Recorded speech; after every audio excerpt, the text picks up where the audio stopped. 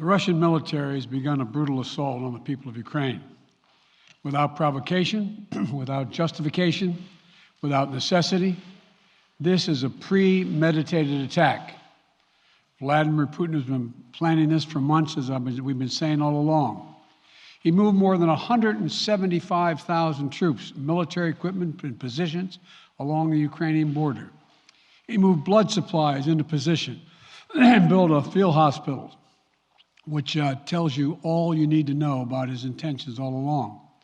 He rejected every good faith effort the United States and our allies and partners made to address our mutual security concerns through dialogue to avoid needless conflict and avert human suffering. For weeks, we have been warning that this would happen. And now it's unfolding largely as we predicted. In the past week, we've seen shelling increase in the Donbass, a region in eastern Ukraine controlled by Russian-backed separatists. The Russian government has perpetrated cyber attacks against Ukraine.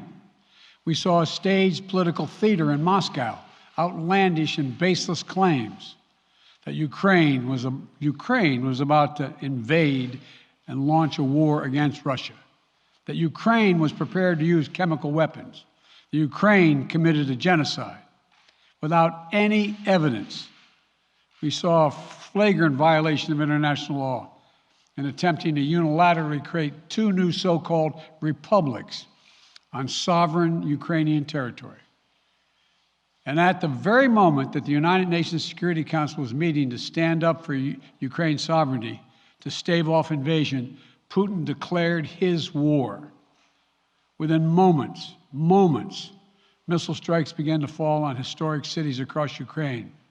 Then came the air raids, followed by tanks and troops rolling in. We've been transparent with the world. We've shared declassified evidence about Russia's plans and cyber attacks and false pretexts so that there could be no confusion or cover-up about what Putin was doing. Putin is the aggressor. Putin chose this war, and now he and his country will bear the consequences. Today, I'm authorizing additional strong sanctions and new limitations on what can be exported to Russia. This is going to impose severe cost on the Russian economy, both immediately and over time. We have purposely designed these sanctions to maximize the long-term impact on Russia and to minimize the impact on the United States and our allies. I want to be clear, the United States is not doing this alone. For months, we've been building a coalition of partners representing well more than half the global economy. 27 members of the European Union, including France, Germany, Italy, as well as the United Kingdom, Canada, Japan, Australia, New Zealand, and many others, to amplify the joint impact of our response. I just spoke with the G7 leaders this morning, and we're in full and total agreement. We will limit Russia's ability to do business in dollars, euros, pounds, and yen to be part of the global economy. We'll limit their ability to do that. We're going to stunt the ability to finance and grow the Russian military. We're going to impose and we're going to impair their ability to compete in high-tech 21st century economy. We've already seen the impact of our actions on Russia's currency and the ruble, which early today hit its weakest level ever in history. The Russia stock market plunged today. The Russian government borrowing rate spiked by over 15%. In today's actions, we've now sanctioned Russian banks that together hold around $1 trillion in assets. We've cut off Russia's largest bank, a bank that holds more than 1/3 of Russia's banking assets by itself, cut it off from the U.S. financial system. And today, we're also blocking 4 more major banks. That means every asset they have in America will be frozen. This includes VTB, the second largest bank in Russia, which has $250 billion in assets. As promised, we're also adding the names to the list of Russian elites and their family members that we're sanctioning as well. As I said on Tuesday, these are people who personally gain from the Kremlin's policies, and they should share in the pain. We will keep up this drumbeat of those designations against corrupt billionaires in the days ahead. On Tuesday, we stopped the Russian government from raising money from U.S. or European investors. Now we're going to apply the same restrictions to Russia's largest state-owned enterprises, companies with assets that exceed $1.4 trillion. Some of the most powerful impacts of our actions will come over time as we squeeze Russia's access to finances and technology for strategic sectors of its economy and degrade its industrial capacity for years to come. Between our actions and those of our allies and partners, we estimate that we'll cut off more than half of Russia's high-tech imports. It will strike a blow to their ability to continue to modernize their military. It will degrade their aerospace industry, including their space program. It will hurt their ability to build ships, reducing their ability to compete economically. And it will be a major hit to Putin's long-term strategic ambitions. And we're preparing to do more. In addition to the economic penalties we're imposing, we're also taking steps to defend our NATO allies, particularly in the East. Tomorrow, NATO will convene a summit. We'll be there to bring together the leaders of 30 allied nations and close partners to affirm our solidarity and to map out the next steps we will take to further strengthen all aspects of our NATO alliance. Although we provided over $650 million in defensive assistance to Ukraine just this last year, let me say it again. Our forces are not and will not be engaged in the conflict with Russia in Ukraine. Our forces are not going to Europe to fight in Ukraine, but to defend our NATO allies and reassure those allies in the East. As I made crystal clear, the United States will defend every inch of NATO territory with the full force of American power. And the good news is, NATO is more united and more determined than ever. There is no doubt that the United States and every NATO ally will meet our Article 5 commitments, which says that an attack on one is an attack on all.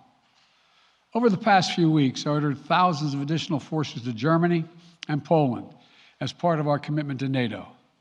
On Tuesday, in response to Russia's aggressive action, including its troop presence in Belarus and the Black Sea, I've authorized the deployment of ground and air forces already stationed in Europe to NATO's eastern flank allies, Estonia, Latvia, Lithuania, Poland, and Romania. Our allies have also been stepping up, adding the other allies, the rest of NATO, adding their own forces and capabilities to ensure collective defense. And today, within hours of Russia's unleashing its assault, NATO came together and authorized and activated an activation of response plans. This will enable NATO's high readiness forces to deploy and when and where they are needed to protect our NATO allies on the eastern boundaries of Europe. And now I'm authorizing additional U.S. force capabilities to deploy to Germany as part of NATO's response, including some of the U.S.-based forces that the Department of Defense placed on standby weeks ago. I've also spoken with Defense Secretary Austin and Chairman of the Joint Chiefs, General Milley, about preparations for additional moves should they become necessary to protect our NATO allies and support the greatest military alliance in the history of the world, NATO. As we respond, my administration is using the tools, every tool at its disposal, to protect American families and businesses from rising prices at the gas pump. You know, we're taking active steps to bring down the cost, and American oil and gas companies should not exploit this moment to hike their prices to raise profits. You know, in our sanctions package, we specifically designed to allow energy payments to continue. We are closely monitoring energy supplies for any disruption. We've been coordinating with major oil-producing and consuming countries toward our common interest to secure global energy supplies. We are actively working with countries around the world to elevate collective release from the strategic petroleum reserves of major energy-consuming countries.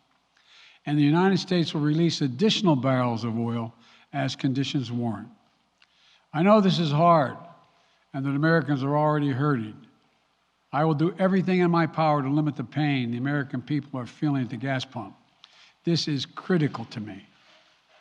But this aggression cannot go unanswered. If it did, the consequences for America would be much worse. America stands up to bullies. We stand up for freedom. This is who we are. Let me also repeat the warning I made last week. If Russia pursues cyber attacks against our companies, our critical infrastructure, we are prepared to respond. For months, we've been working closely with the private sector to harden their cyber defenses, sharpen our ability to respond to Russian cyber attacks as well. I spoke last night to President Zelensky of Ukraine, and I assured him that the United States, together with our allies and partners in Europe, will support the Ukrainian people as they defend their country. We'll provide humanitarian relief to ease their suffering. And in the early days of this conflict, Russia propaganda outlets will keep trying to hide the truth and claim success for its military operation against a made-up threat. But history has shown, time and again, how swift gains in territory eventually give way to grinding occupations, acts of mass civil disobedience, and strategic dead ends. The next few weeks and months will be hard on the people of Ukraine. Putin has unleashed a great pain on them, but the Ukrainian people have known 30 years of independence, and they have repeatedly shown that they will not tolerate anyone who tries to take their country backwards. This is a dangerous moment for all of Europe, for the freedom around the world. Putin has committed an assault on the very principles that uphold the global peace.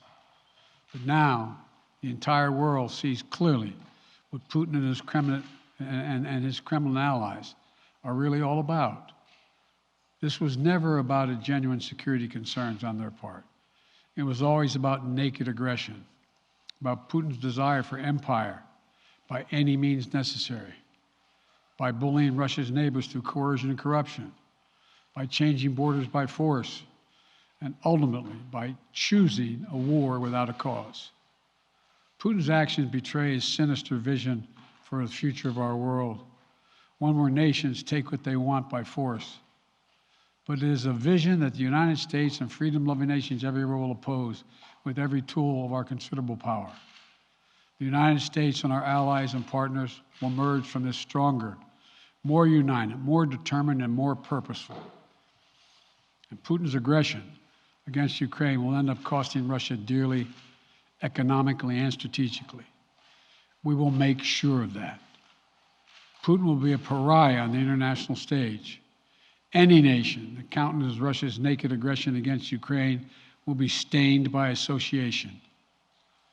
When the history of this era is written, Putin's choice to make a totally unjustifiable war on Ukraine will have left Russia weaker and the rest of the world stronger. Liberty, democracy, human dignity, these are the forces far more powerful than fear and oppression.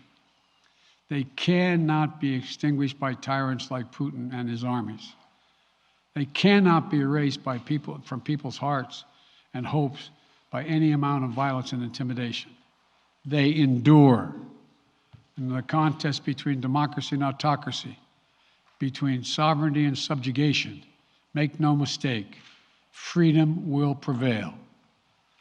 God bless the people of a free and democratic Ukraine, and may God protect our troops.